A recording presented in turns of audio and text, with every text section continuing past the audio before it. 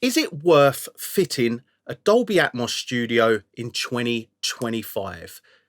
The honest answer is it really depends on you.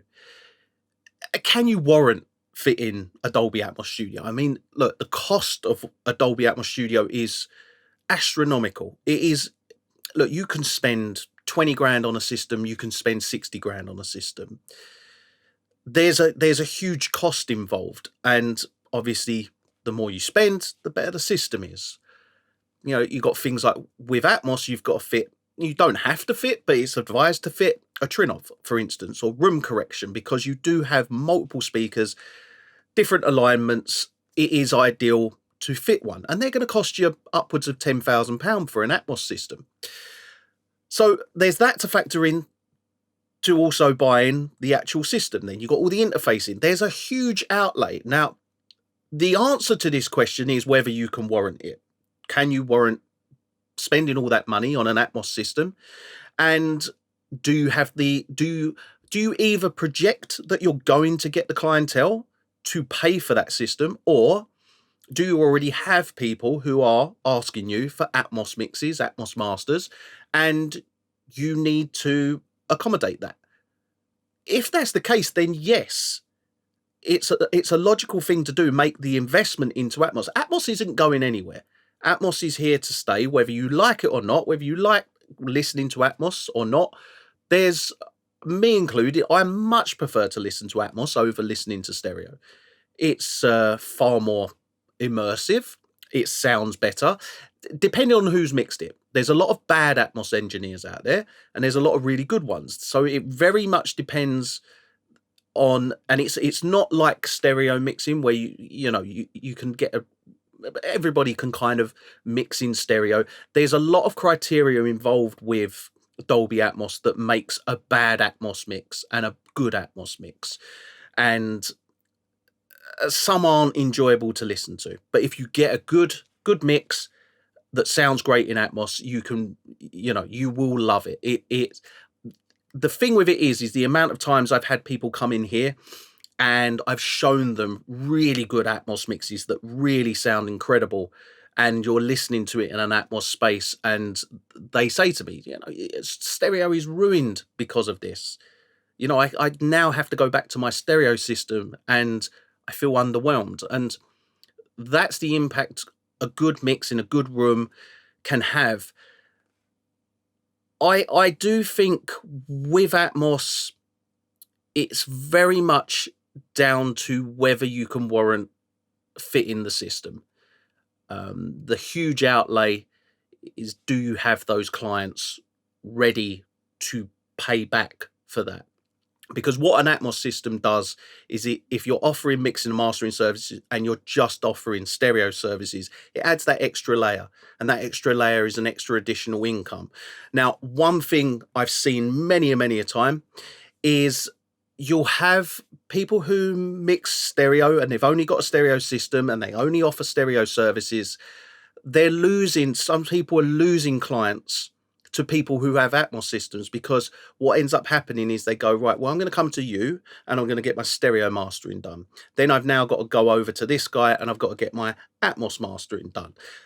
So I get my Atmos mix and I've got my stereo mix. I've got to pay twice, 2 mixes. However, if you came to the Atmos engineer from the get-go, you've only got to pay for 1 mix. And this is the thing, is you can very much take a stereo mix and a mix in stereo and mix in Atmos all in the same session and make it a lot more cost effective for the client. And that's something I've implemented, and it's very, very, very cost effective for the client, because you haven't got a mix in stereo, then mix in Atmos. It's both. And the good thing about this is the translation from Atmos sums down perfectly into stereo. So as long as you know what you're doing, you can make it very cost effective for the client. So the client hasn't got to go and get a stereo mix, then go and get an Atmos mix, pay twice. They're just paying what is essentially, they're paying the same price they would for the stereo mix, but they're getting an Atmos mix and a stereo mix. And then also with the stereo mix, they're getting the stereo mix and the Atmos master as well, stereo mix and the stereo master. So it's much more cost effective. Now, the point I'm getting at here is, if you are an engineer who is offering stereo, potentially what's happening is you're having to not take on the Dolby Atmos mixing or the Dolby Atmos mastering. So the client's going somewhere else for that service. And then what happens is, for instance, when they come to me, is I say to them, well, next time come to me, I'll give you the stereo master and I'll give you the Atmos master. It's kind of pretty much nearly the same price. It's a lot more cost effective for you.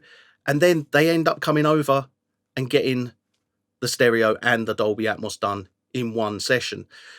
So there's the potential of actually losing clients. Now, when it comes down to being able to warrant that, is can you warrant losing clients? And if you fit that Dolby Atmos studio, let's say, for instance, it costs you 30 grand, are you going to make 30 grand back? Now, I can tell you for myself, it's highly beneficial for me to have an Atmos studio because I have 2 layers of mixing services where I've doubled my income, kind of thing, on one studio, because I offer the stereo and I offer Dolby Atmos. So I've got one client who's literally paid for this whole studio, and yeah, he's pretty much paid for this whole studio because of the amount of work that he sends me. Now, I wouldn't have got that client. There's no way I would have got that client if I didn't have a Dolby Atmos system. So, I mean, for me, it's massively beneficial. And I think for anyone thinking about fitting a Dolby Atmos system, just weigh it up. Whether the outlay that you're going to have to pay out are you going to get that return? Are you going to bring all that money back in? Because I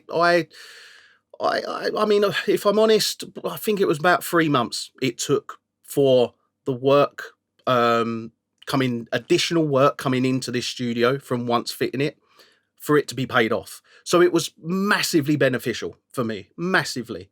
And like, I'm building another Dolby Atmos studio in a couple of months, and when I do that, I'm 100%. I'm going to fit Dolby Atmos because it's such an essential part of what I do, and I've got so many clients that require Dolby Atmos.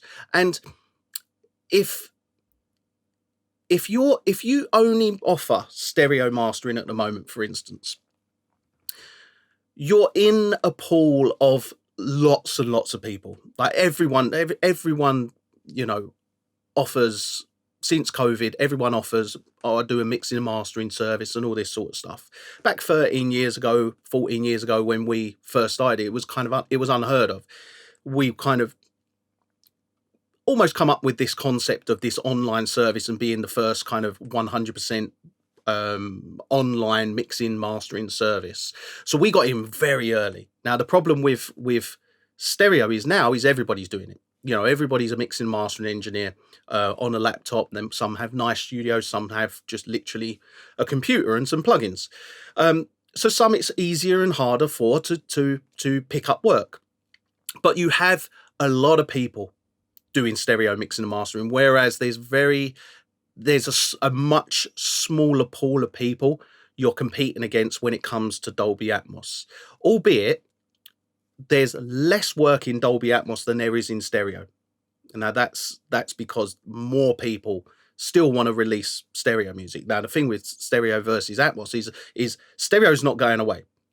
Stereo's very much here to stay. I can't see that going away. I can't see Dolby Atmos replacing stereo anytime soon.